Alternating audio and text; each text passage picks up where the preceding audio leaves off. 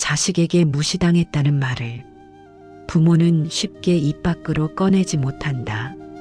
차라리 세상 누구에게 상처를 받는 것보다 내가 키운 자식에게 상처를 받을 때 가슴 깊은 곳이 더 크게 무너져 내린다. 어릴 적 그 아이는 당신 손만 잡으면 세상이 전부인 얼굴로 웃었다. 잠깐만 떨어져 있어도 무섭다며 울음을 터뜨리던 아이였다. 밥 한 숟가락이라도 더 먹이려고 숟가락을 들고 집안을 쫓아다니던 날들이 있었다. 열이 조금만 올라가도 밤새 이마를 짚어보며 내가 대신 아플 수만 있다면 좋겠다고 마음속으로 수없이 빌어주던 시간들도 있었다. 그렇게 품에 안고 키운 아이가 어느 날부터인가 눈을 피하기 시작한다. 밥상 앞에서도 핸드폰만 내려다보며 짧게 대답하고 질문을 하면 귀찮다는 표정으로 그만 좀 해요. 나도 알아요. 이런 말을 툭 내뱉고는 방으로 들어가 문을 닫아버린다. 그 순간 가슴 한가운데에서 무언가가 쿵 하고 내려앉는다. 입으로는 괜찮다고 말해보지만 마음은 이미 금이 간 그릇처럼 잔잔하게 떨리기 시작한다. 그러고 나면 마음속에서는 두 가지 소리가 싸운다. 한쪽에서는 이렇게 말한다. 내가 널 어떻게 키웠는데 어른을 이렇게 무시해. 이게 다 버릇을 잘못 들인 내 탓이야. 그래도 이건 아니지. 속에서 뜨거운 분노가 올라온다. 다른 한쪽에서는 조용히 자신을 향해 화살을 돌린다. 내가 애를 잘못 키운 걸까? 내가 너무 간섭했나? 내가 조금만 더 참았어야 했나? 그래서 내가 나를 이렇게 보는 걸까? 죄책감과 자책이 분노와 뒤섞여 혼란을 만들고 결국 한숨으로 터져나온다. 부처님은 이런 마음을 괴로움의 물결이라고 하셨다. 파도가 일어나는 것 자체는 막을 수 없다. 중요한 것은 파도가 일어나고 있다는 사실을 내가 알고 있는가이다. 자식이 부모를 무시하는 말을 할 때 부모의 마음은 단순한 서운함이 아니라 존재 전체가 부정당하는 느낌을 받는다. 나는 이 집에서 어떤 존재인가? 나는 이 아이에게 도대체 무엇이었나?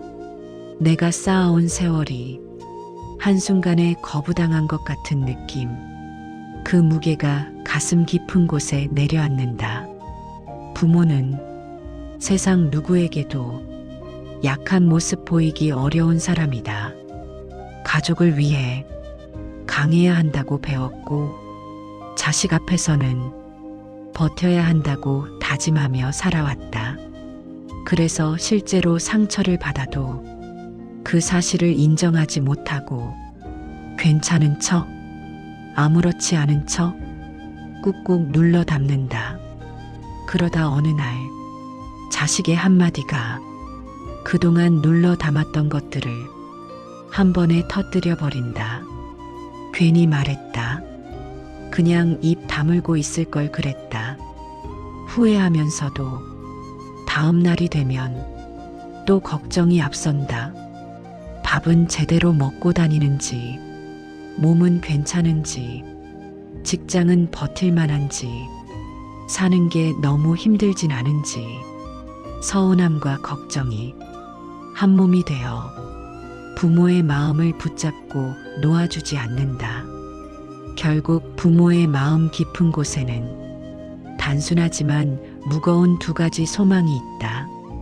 나도 존중받고 싶다.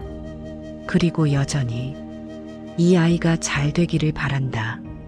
자식이 부모를 무시할 때 부모가 가장 먼저 하는 실수는 곧바로 훈계 모드로 들어가는 것이다. 내가 어떻게 나한테 그럴 수 있어? 내가 널 어떻게 키웠는데? 이 말이 입에서 튀어나오는 순간 자식의 귀는 딱 닫혀버린다. 부모는 정의를 말한다고 생각하지만 자식의 마음에는 또다시 공격으로 들린다. 그래서 자식이 부모를 무시할 때 가장 먼저 해야 할 일은 자식을 고치는 것이 아니라 먼저 내 마음을 보는 일이다. 지금 내 안에는 서운함이 올라와 있구나. 무시당했다는 느낌이 있구나. 억울함과 외로움까지 섞여 있구나. 이렇게 하나씩 살펴보는 것만으로도 막연했던 감정들이 조금씩 분리되고 분노의 힘이 약해진다. 부처님은 나는 괴롭다가 아니라 내 안에서 괴로움이 일어나고 있다. 이렇게 보는 눈이 지혜의 시작이라고 하셨다. 나는 무시당하는 부모다라고 단정할 때 마음은 얼어붙지만 지금 자식의 말 때문에 무시당했다는 느낌이 올라오고 있구나라고 보면 거기에는 아주 작은 틈이 생긴다. 그리고 그 틈에서 다음 한마디가 바뀐다. 자식이 부모를 무시하는 모습을 볼 때 제일 먼저 떠오르는 말은 요즘 애들은 싸가지가 없다. 효도라는 걸 모르고 산다. 이런 탄식일지 모른다. 하지만 이 말은 우리 속을 잠깐 시원하게 해줄 뿐 상황을 바꾸는 데는 거의 도움이 되지 않는다. 자식의 태도 뒤에는 나름의 이유와 배경이 있다. 그 이유를 이해한다고 해서 무시하는 행동이 옳아지는 것은 아니지만 이유를 모른 채 버릇만 탓하면 관계는 더 멀어진다. 무엇보다 부모와 자식은 다른 시대를 살았다. 부모 세대는 참아라, 견뎌라, 윗사람 말 잘 들어라. 이 말을 귀에 딱지가 않도록 들으며 자랐다. 감정보다는 책임과 의무가 앞섰고 말대꾸는 곧 불효였다. 지금 자식 세대는 다르다. 내 감정을 솔직하게 말해라. 너의 선택을 중요하게 생각해라. 싫은 것은 싫다고 말해라. 이런 말을 듣고 자랐다. 그래서 부모의 말이 걱정과 사랑이 아니라 간섭과 통제로 느껴질 때가 많다. 부모는 예전과 똑같이 잘 되라고 하는 소리를 하지만 자식은 그 말을 들을 때마다 어릴 적부터 쌓여있던 남들과의 비교, 성적에 대한 압박, 기대에 대한 부담을 함께 떠올리기도 한다. 그래서 비슷한 말이라도 더 예민하게 받아들이고 거칠게 반응하는 것이다. 또 한 가지 이유는 역할이 뒤바뀐 느낌 때문이다. 휴대폰 계약을 대신 해주고 인터넷을 연결해주고 각종 신청서를 작성해주고 온라인 결제를 도와주다 보면 자식 마음 한구석에 내가 없으면 부모님은 아무것도 못한다. 라는 생각이 자리 잡기 쉽다. 도와주는 마음 뒤에 우월감이 달라붙는다. 그 우월감이 말과 표정에 스며들어 부모를 가르치려 드는 태도로 나타나기도 한다. 어릴 때 충분히 이해받지 못했다고 느낀 자식은 마음속 어딘가에 서운함의 씨앗을 품은 채 자란다. 그 서운함을 제대로 말해본 적이 없기 때문에 부모가 건네는 말 한마디 한마디가 예전 기억들과 겹쳐져서 더 아프게 느껴진다. 부모는 지금 처음 하는 말이라고 생각하는데 자식은 또 그 얘기라고 느끼며 버릇처럼 귀를 닫고 표정을 굳힌다. 부모의 태도 역시 항상 한결같을 수는 없다. 힘든 날에는 사소한 일에도 큰 소리가 나고 지친 날에는 정말 중요한 이야기에도 반응할 여력이 없을 때가 있다. 이런 날들이 쌓이면 자식의 마음속에는 부모는 믿기 어렵다는 인식이 생긴다. 믿기 어려운 사람에게 자신의 속마음을 털어놓기는 쉽지 않다. 말하지 않으니 서로의 오해는 더 깊어진다. 이렇게 보면 부모와 자식 모두 각자의 상처를 가진 사람이다. 부모는 부모대로, 자식은 자식대로 인정받고 싶고, 존중받고 싶고, 이해받고 싶다. 하지만 표현하는 방식이 서툴고, 듣는 귀도 서로 다르다. 부처님은 모든 인연에는 원인과 조건이 있다고 하셨다. 지금 눈앞에 보이는 태도만 보고 사람 전체를 판단하지 말라고 가르치셨다. 자식이 무시하는 태도를 보일 때도 마찬가지다. 지금 이 아이는 어른이 되려는 과정 속에서 어설프게 독립하려 하고 예전의 서운함과 지금의 피로를 서툰 말로 쏟아내는 중일 수 있다. 그렇다고 무시하는 행동을 그냥 넘기자는 뜻은 아니다. 다만 이렇게 이해할 수 있다. 이 아이도 아직 서툴다. 나도 상처가 있지만 이 아이도 자기 방식대로 버티면서 어른이 되는 중이다. 이렇게 보면 부모가 해야 할 일은 단순히 혼을 내는 것이 아니라 나와 이 아이 사이에 엉켜있는 감정의 실을 하나씩 풀어나가는 일이라는 것을 조금씩 느낄 수 있다. 그리고 그 실을 풀기 위한 첫 번째 도구가 바로 말 한마디를 바꾸는 것이다. 자식이 무시하는 말을 던질 때 가장 먼저 올라오는 충동은 그 자리에서 바로 맞받아치는 것이다. 지금 그게 부모한테 할 말이냐? 누가 너를 이렇게 키웠니? 내가 참아서 그렇지. 이 말들이 목까지 차오른다. 처음에는 그렇게 쏟아내고 나면 속이 조금 시원해질 수도 있다. 하지만 시간이 지나면 더 큰 허무함이 찾아온다. 자식의 태도도 달라지지 않고 상처만 서로 깊어졌다는 걸 금세 알게 되기 때문이다. 그래서 부처님은 분노가 일어날 때일수록 입을 먼저 열지 말고 마음을 먼저 보라고 하셨다. 자식이 던진 말은 이미 밖으로 나갔다. 되감을 수 없다. 그러나 그 말을 들은 뒤 내 입에서 나갈 말은 아직 선택할 수 있다. 그 순간 숨을 천천히 들이쉬고 길게 내쉰다. 그리고 내 안에서 무슨 감정이 일어나고 있는지 살펴본다. 지금 내 마음에는 서운함이 크게 자리 잡고 있구나.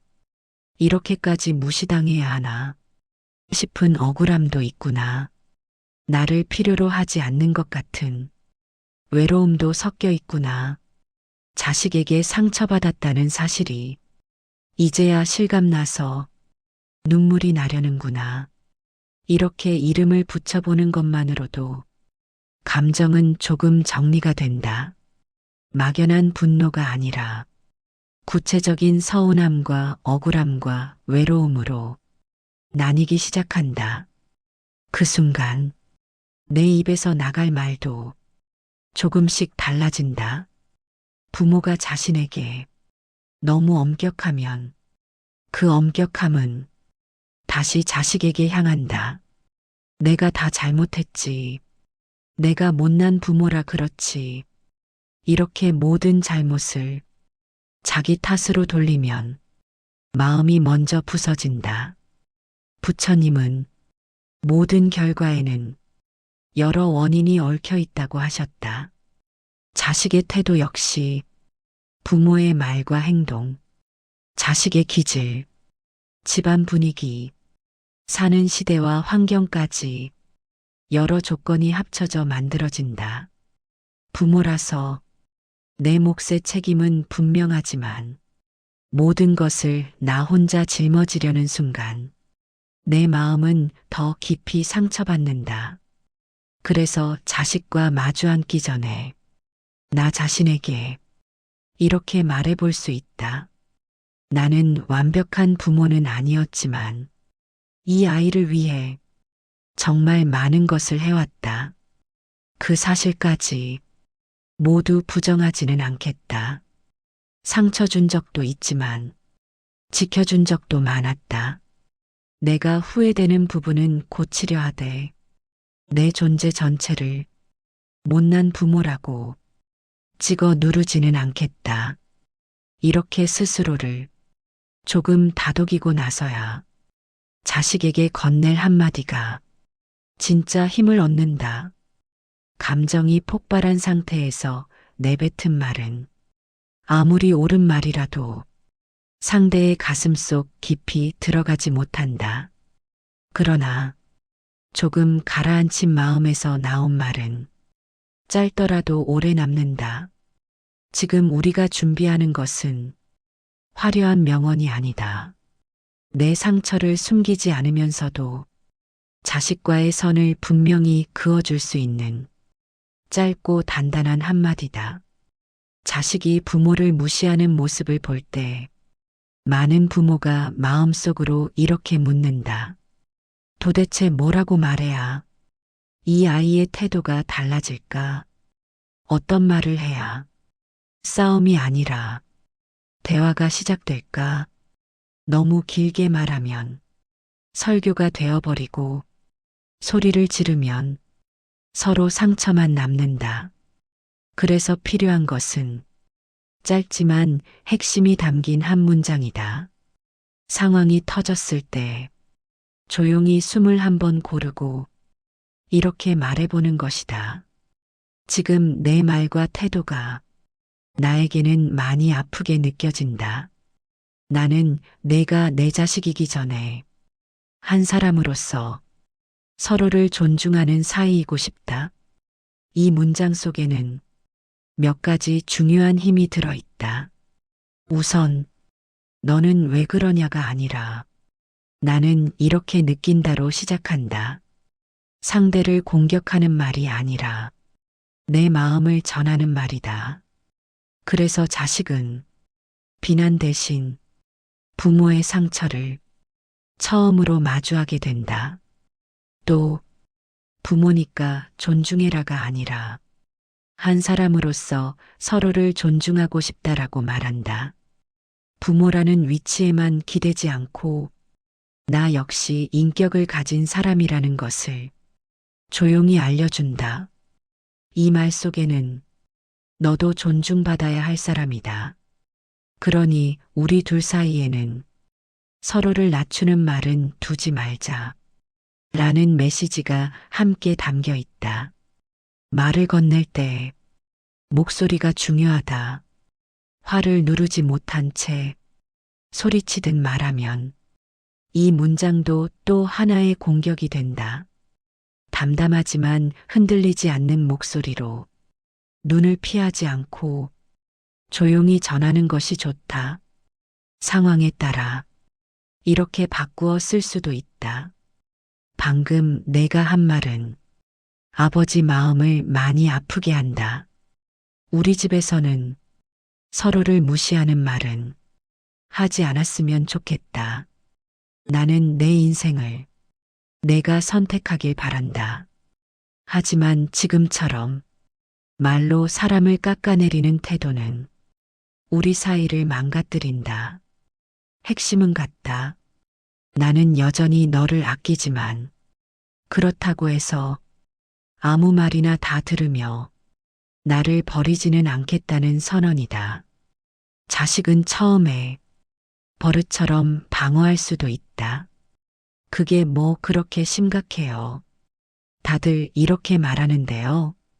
이렇게 튕겨 나올 수 있다. 그때 다시 싸움으로 끌려가지 않고 한 번 더 차분하게 기준을 세워주는 것이 필요하다. 내가 어떻게 생각하든 나는 방금 내 말이 마음의 상처가 된다. 나는 앞으로 서로를 무시하는 말 대신 서로를 존중하는 말을 우리 사이의 약속으로 지키고 싶다. 이렇게 반복해서 말하면 당장은 변하지 않아도 자식의 마음속 어딘가에 하나의 기준이 심어진다. 엄마와 아빠는 감정대로만 움직이는 사람이 아니라 자기 감정을 설명하고 관계의 선을 그을 줄 아는 사람이라는 인식이 조금씩 자리 잡는다. 부처님은 말씀하셨다. 거친 말은 칼이 되고 진실하고 부드러운 말은 약이 된다. 지금 내 말이 나에게 상처가 된다. 나는 너와 서로 존중하는 사이이고 싶다. 이 한마디는 부모에게도 약이 되고 자식에게도 약이 된다. 부모에게는 나도 존중받아야 하는 존재라는 사실을 다시 떠올리게 해준다. 자식에게는 부모를 대하는 태도의 기준을 조용히 세워준다. 이 한마디가 한 번의 기적을 만들지는 못한다. 그러나 이 말을 시작으로 이전과는 다른 대화가 열린다. 소리치던 자리에 감정을 설명하는 말이 들어서고 서운함만 가득하던 자리에 서로의 선을 지키자는 약속이 생긴다. 상황은 쉽게 바뀌지 않을 수도 있다. 하지만 지금처럼 상처를 삼키며 버티는 대신 내 마음을 지키는 말을 한 줄이라도 꺼내놓는다면 조금 늦게라도 관계의 방향은 달라질 수 있다. 자식의 태도가 당장 달라지지 않더라도 나는 나를 함부로 대하지 않겠다는 기준을 세울 수 있다.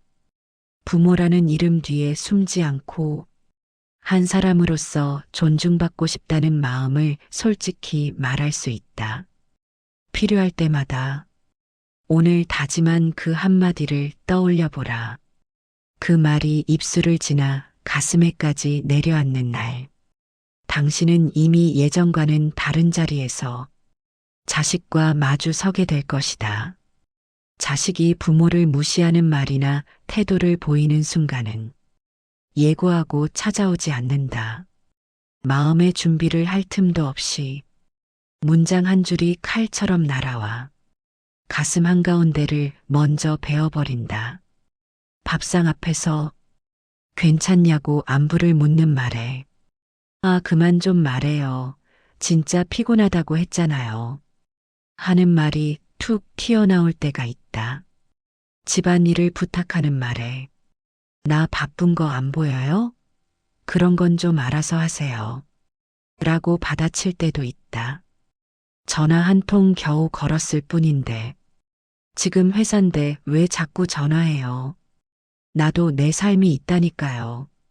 이렇게 딱 잘라 말할 때도 있다. 부모의 마음은 그 말 몇 마디에 온종일 기운을 잃는다.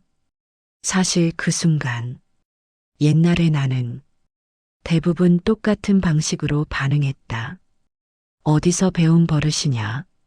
부모를 뭘로 보는 거냐? 나 아니면 누가 너 생각하냐? 목소리는 점점 높아지고 얼굴은 붉어지고 분노와 서운함이 한꺼번에 올라왔다. 그러고 나면 어김없이 무거운 침묵이 집안을 덮었다. 자식은 방문을 닫고 들어가고 부모는 주방에 서서 다 식어버린 밥상을 멍하니 바라본다. 입으로는 괜히 말했다 중얼거리지만 마음속에서는 그래도 이건 아니지 하는 억울함이 계속 남아 있었다. 이제 우리는 이 장면에서 다른 선택을 해보려 한다. 상처를 못 받은 척 억지로 웃어 넘기지도 않고 더 큰 상처로 되갚아주지도 않는 세 번째 길을 걷기 위한 연습이다. 자식의 말이 날아들어 가슴을 베고 지나가는 순간 가장 먼저 할 일은 숨을 멈추는 것이 아니라 숨을 한번 깊게 들이쉬는 것이다. 그리고 이렇게 마음속으로 말해본다. 지금 나는 분명히 아프다. 지금 이 말을 그냥 못 들은 척 넘기면 나를 더 작게 여기게 될 것이다. 이번에는 예전처럼 폭발하거나 삼키지만 말고 다른 말을 꺼내보자. 이렇게 마음을 다잡은 뒤 천천히 고개를 들고 자식을 바라본다.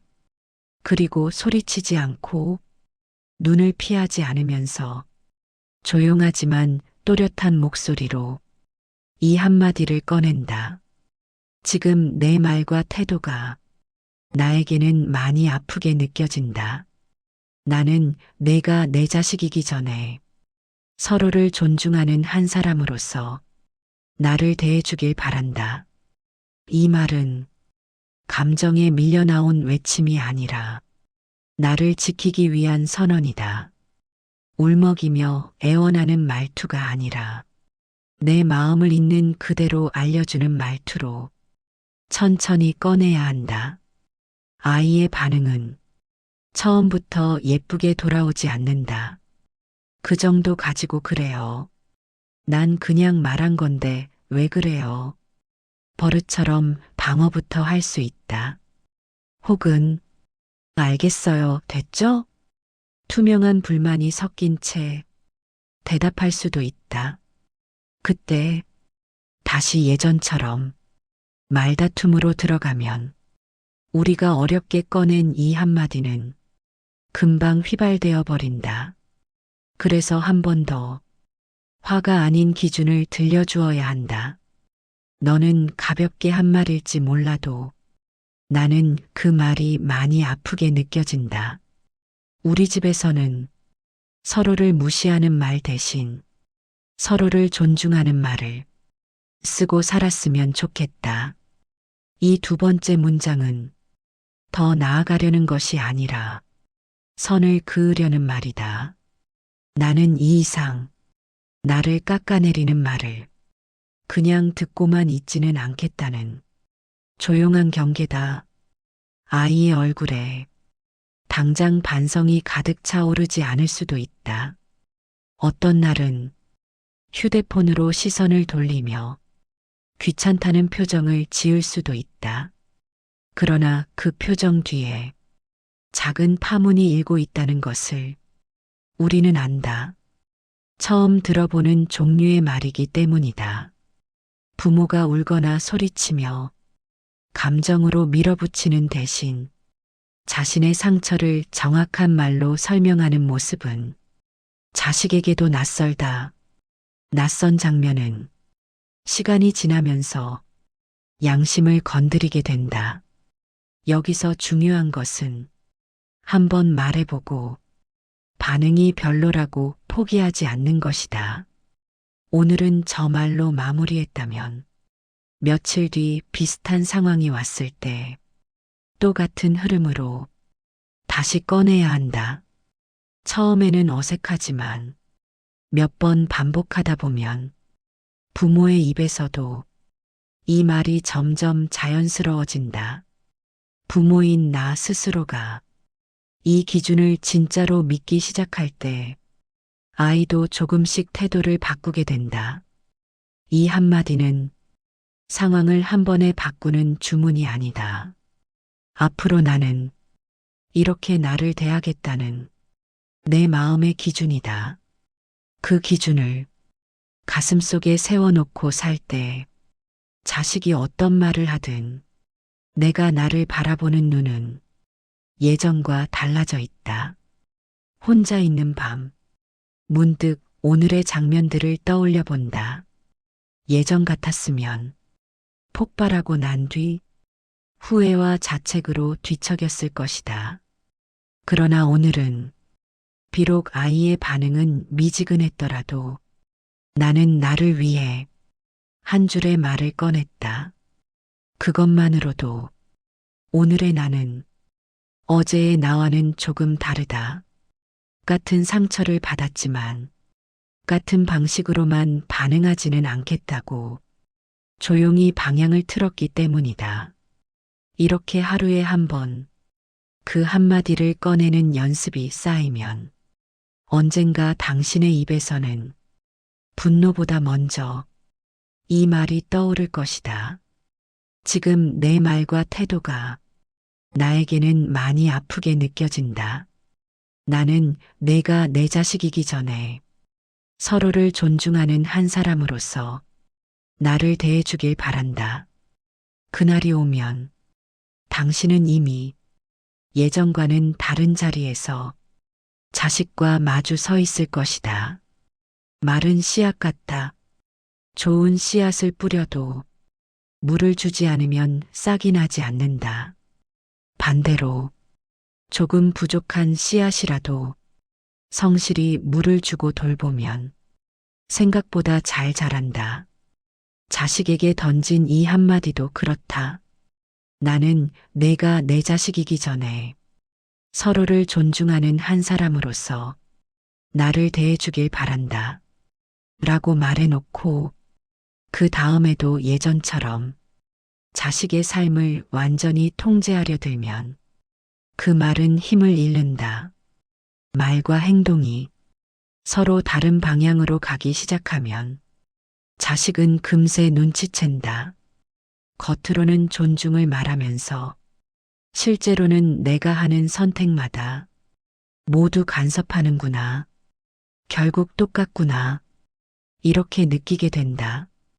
그래서 이 한마디를 진짜 내 것으로 만들고 싶다면 조금씩 내 태도도 함께 바꿔야 한다. 예전처럼 사소한 것까지 하나하나 지적하기보다는 이야기를 들으려고 애써 본다. 그건 안 된다. 라는 말부터 앞세우기보다 왜 그 선택을 하게 됐는지 한번 들어보고 싶다라고 묻는 쪽을 선택해 본다. 내가 보기에는 불안하고 답답한 선택이라도 그 길을 직접 걸어보고 넘어져 봐야만 깨닫는 것들이 있다. 우리는 살면서 이 진실을 수없이 경험했다. 나도 누가 말해서가 아니라 넘어져 보고 후회해 보고 다시 일어나면서 조금씩 철이 들었다. 그런데 막상 자식을 키우며 살다 보면 이 진실을 자꾸 잊어버린다. 나는 고생했지만 너만은 고생하지 말아라 하는 마음으로 아이의 길 위에 선을 너무 많이 그어버린다. 그 선이 아이에게는 안전망이 아니라 질식감으로 느껴질 때 아이의 입에서 무시하는 말이 튀어나온다. 존중한다는 것은 내가 틀렸을 때 인정할 줄 아는 자세이기도 하다. 감정이 앞서서 심하게 말을 하고 나서 하룻밤 자고 일어났을 때 마음속에 계속 걸리는 부분이 있다면 그것은 사과가 필요한 부분이다. 어제 내가 한 말 중에 너에게 상처가 될 만한 말이 있었던 것 같다. 그건 미안하다. 내가 너무 감정이 앞섰다. 이렇게 말할 줄 아는 부모는 권위가 떨어지는 것이 아니라 아이에게 잘못을 인정할 줄 아는 어른으로 남는다. 사과 한마디가 수십 번의 설교보다 더 깊게 남을 때가 있다. 또 하나, 부모는 자신의 한계를 인정할 필요가 있다. 모든 일을 다 대신 해줄 수는 없다. 그래서도 안 된다. 도와줄 수 있는 부분과 이제는 손을 떼야 하는 부분을 구분해야 한다. 서류를 한번 봐줄 수는 있지만 인생의 모든 결정을 대신해 줄 수는 없다. 이 부분은 내가 도와줄 수 있지만 이 이상은 내가 직접 선택하고 책임져야 할 부분이다. 이렇게 말하는 것은 냉정해서가 아니라 자식을 한 사람의 인생 주인으로 인정하는 태도다. 내가 나의 선을 지킬수록 자식도 자신의 선을 배운다. 부모가 자기 삶을 완전히 내려놓고 자식에게만 매달릴 때 아이들은 이상하게도 부모를 가볍게 여기기 쉽다. 반대로 부모가 자신의 시간을 소중히 여기고 자신의 취미와 인간관계도 지키며 사는 모습을 볼 때 아이들은 부모를 하나의 인격으로 보기 시작한다. 그렇게 조금씩 삶의 태도가 바뀌다 보면 자식에게 던진 그 한마디는 점점 더 설득력을 갖게 된다. 나는 내가 내 자식이기 전에 서로를 존중하는 한 사람으로서 대하고 싶다. 라고 말하는 부모가 진짜로도 한 사람으로서 자식을 대하려 애쓴다면 그 말은 허공이 아니라 현실 위에 내려앉는다. 이제 자식도 안다. 엄마와 아빠는 감정대로만 움직이는 사람이 아니라 내가 한 말을 잊지 않고 살아내려고 애쓰는 사람이라는 것을. 그 인식이 쌓이면 아이의 말투와 태도는 천천히 그러나 분명히 달라진다. 우리는 늘 자식이 변하길 바라며 기도하고 눈물 흘리고 방법을 찾는다. 어떻게 해야 이 아이의 마음이 바뀔까? 어떻게 말해야 태도가 달라질까? 관심이 향한 곳은 늘 자식 쪽이다. 하지만 부처님은 먼저 내 마음을 보라고 하셨다. 내가 나를 어떻게 대하고 있는지 그것부터 살펴보라고 하셨다. 밖을 바꾸려 애쓰기 전에 내 안에서 흘러가는 말들을 먼저 들여다보라고 하셨다. 지금 내 말과 태도가 나에게는 많이 아프게 느껴진다. 나는 내가 내 자식이기 전에 서로를 존중하는 한 사람으로서 나를 대해주길 바란다. 이 한마디는 겉으로는 자식에게 향하는 말처럼 보이지만 실은 나 자신에게 들려주는 말이기도 하다. 그동안 나는 나를 얼마나 무시하며 살아왔을까. 자식에게서 상처받는 일이 한두 번이 아니었는데도 부모니까 이 정도는 참아야지. 다들 이만큼은 겪고 산다는데 뭘. 이런 말로 내 상처를 대수롭지 않게 넘기지 않았을까. 누군가가 계속해서 무시하는 말을 해도 그냥 웃어 넘기고 괜찮다, 괜찮다 스스로를 달래며 속으로 눈물을 삼키지 않았을까. 내가 나를 그렇게 대할 때 자식 역시 나를 그리 대한다. 내가 내 마음을 소중히 다루지 않을 때 세상도 내 마음을 가볍게 다루게 된다. 이 한마디는 그래서 나에게 이렇게 말해주는 문장이다. 나는 더 이상 내 마음을 아무렇게나 취급하지 않겠다. 나는 내 상처를 덮어두고만 살지 않겠다. 나는 부모라는 이름 뒤에 숨어 한 사람으로서의 나를 버리고 살지 않겠다.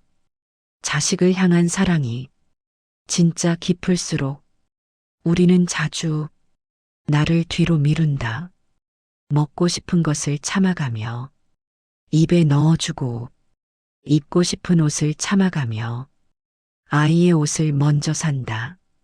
내가 힘든 티를 내면 아이에게 짐이 될까봐 아픈 소리도 삼키며 산다. 그러다 보니 어느 날 문득 거울 속의 자신을 보고 낯설게 느끼게 된다.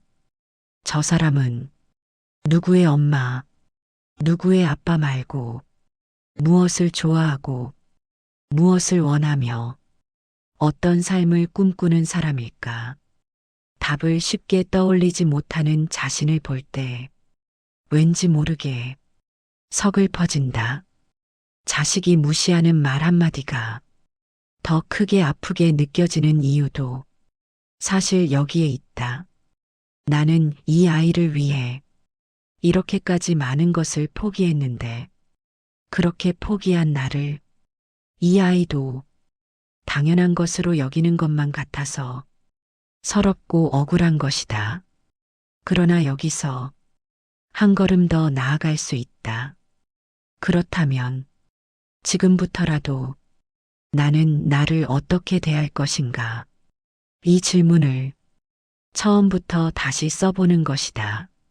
하루 중 아주 짧은 시간이라도 나는 오늘 나를 위해 무엇을 해줄 수 있을까? 이 질문을 조용히 마음속에 올려본다.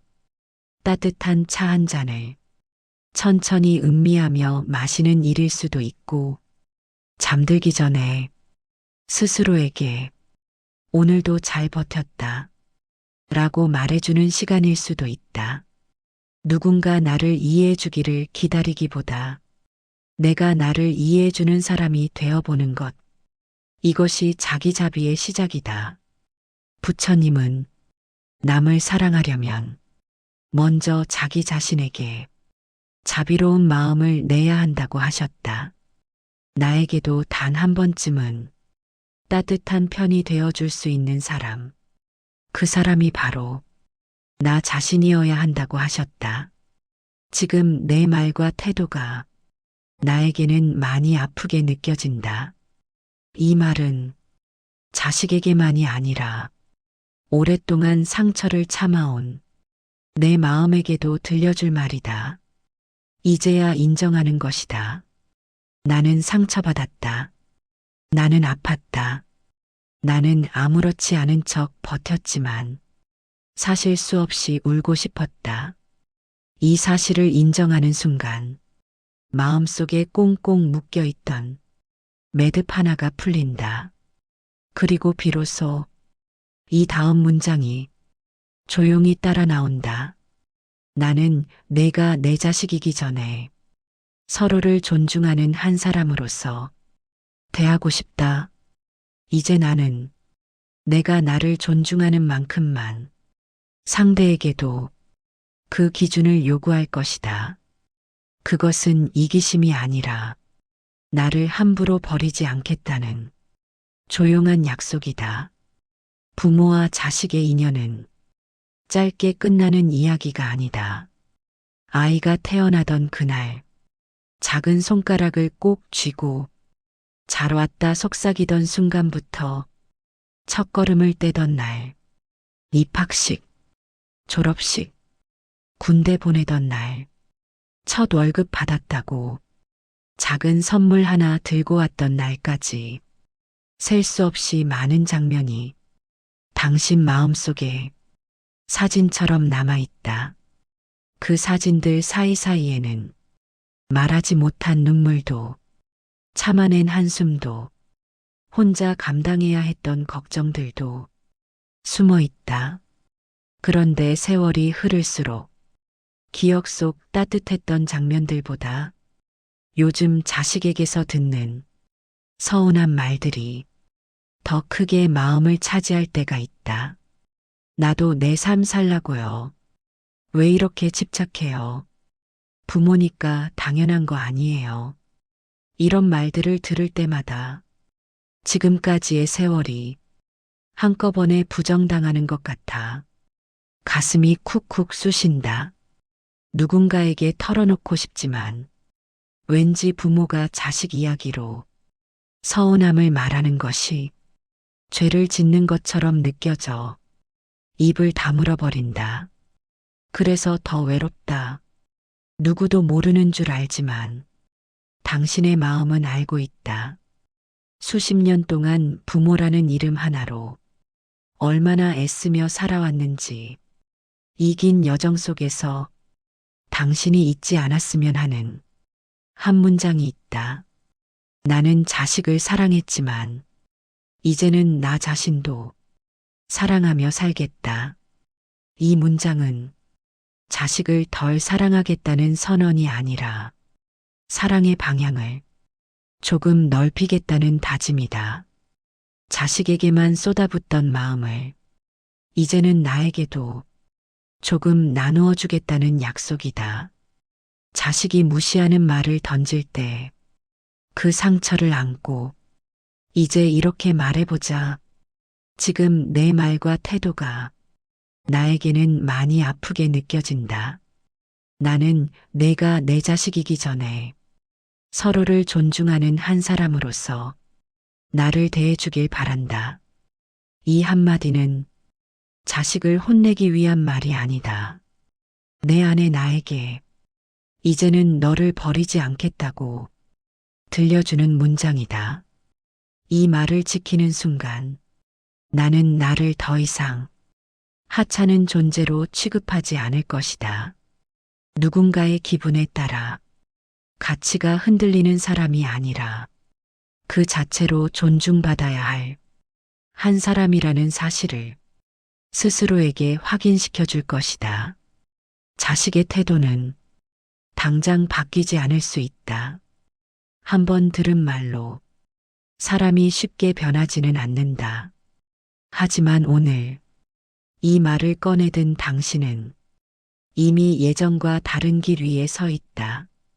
이제부터의 나는 자식의 표정 하나에 완전히 무너지는 사람이 아니라 내 마음을 지키면서 자식을 사랑하는 사람으로 천천히 달라질 것이다. 오늘 하루도 정말 고생이 많았다. 자식을 사랑하느라, 그리고 버티느라, 나를 잊어버릴 만큼 애써온 날들이 있었다. 이제는 이 말을 마음속에 조용히 새겨보자. 나는 자식을 사랑했지만 나를 잃어가며 사랑하지는 않겠다. 나는 여전히 이 아이가 잘 되기를 바라지만 내 마음을 버리면서까지 잡고 있지는 않겠다. 나는 부모이면서 한 사람으로서 존중받을 자격이 있는 사람이다. 그리고 필요할 때마다 다시 이 한마디를 꺼내보자. 지금 내 말과 태도가 나에게는 많이 아프게 느껴진다. 나는 내가 내 자식이기 전에 서로를 존중하는 한 사람으로서 나를 대해주길 바란다. 이 문장을 당신 마음의 기준으로 삼고 살아갈 때 자식과의 관계는 완벽해지지는 않더라도 예전처럼 나만 무너지는 관계는 서서히 끝나게 될 것이다. 그 긴 여정의 끝에서 당신이 자식의 부모이자 자기 자신의 편으로 당당히 남아있기를 조용히 응원한다.